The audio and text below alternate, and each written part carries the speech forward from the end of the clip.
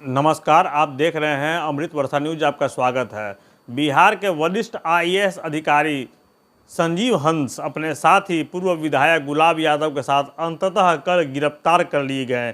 ED ने बड़ी कार्रवाई करते हुए इन दोनों को गिरफ्तार किया। इनके साथ इनके दो सहयोगियों को भी गिरफ्तार किया गया है।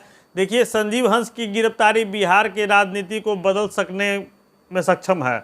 ये एक बड़ी घटना है। संजीव हंस बिहार के मुख्यमंत्री नीतीश कुमार के करीबी आईएएस अधिकारियों में से एक थे।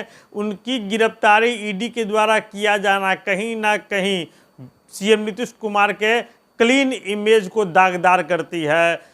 संजीव हंस लगातार सीएम नीतीश कुमार के कार्यकाल में बड़े महत्वपूर्ण पदों पर विराजमान रहे। स्थिति यह रही कि सिंचाई विभाग से लेकर ऊर्जा विभाग में लगातार संजीव हंस की पोस्टिंग होते रही।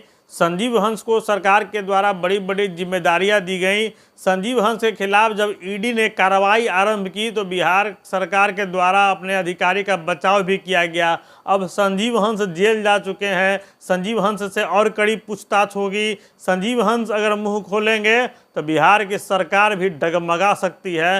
लगातार सुशासन और भ्रष्टाचार पर जीरो टॉलरेंस का दावा करने वाले सीएम नीतीश कुमार के लिए संजीव हंस की गिरफ्तारी एक बेहद विस्मयकारी और घातक राजनीतिक कदम बताया जा रहा है। देखिए, संजीव हंस बड़े पदों पर रहे हैं। बिहार सरकार से जुड़े कई निर्णयों में संजीव हंस का बड़ा रोल रहा है।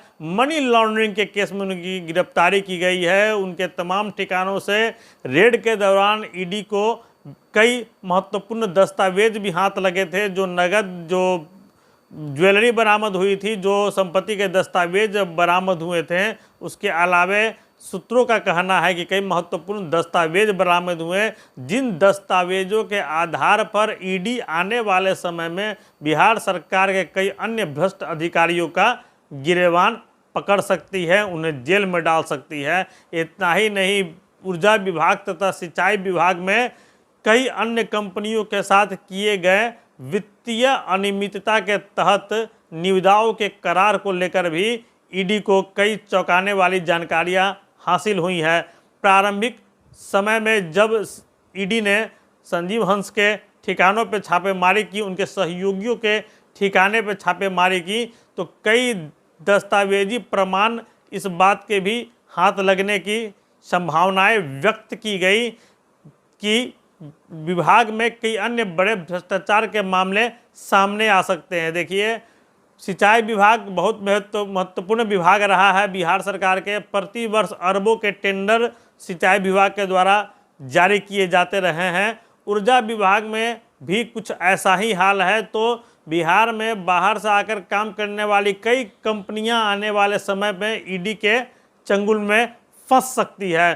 फिलहाल संजीव हंस की गिरफ्तारी ने बिहार के राजनीतिक गलियारों में एक नए चर्चा को जन्म दे दिया है कि जो अधिकारी सीएम नीतीश कुमार का विश्वस्त रहा है, उसकी गिरफ्तारी ईडी के द्वारा की गई, तो कहीं ना कहीं सीएम नीतीश कुमार के करीब रहने वाले कई मंत्री और अधिकारियों के खिलाफ भी आने वाले समय में ईडी कार्रवाई की चर्चाएं जन्म ले चुकी हैं। देखिए, बिहार में लंबे समय से मुख्यमंत्री की कुर्सी पर सीएम नीतीश कुमार हैं और लगातार 2010 के बाद से यह आरोप लगता रहा है कि बिहार में सरकार आईएएस लॉबी के द्वारा चलाया जाता रहा है। देखिए, आईएएस लॉबी बिहार में किस कदर हावी है यह बताने की जरूरत नहीं है। कई बार भाजपा तथा जदयू के कई विधायक अपना दुखड़ा मीडिया में रो चुके हैं कि बिहार में अफसर उनकी एक बात नहीं सुनते, अफसर उनके बातों को नोटिस तक नहीं लेते।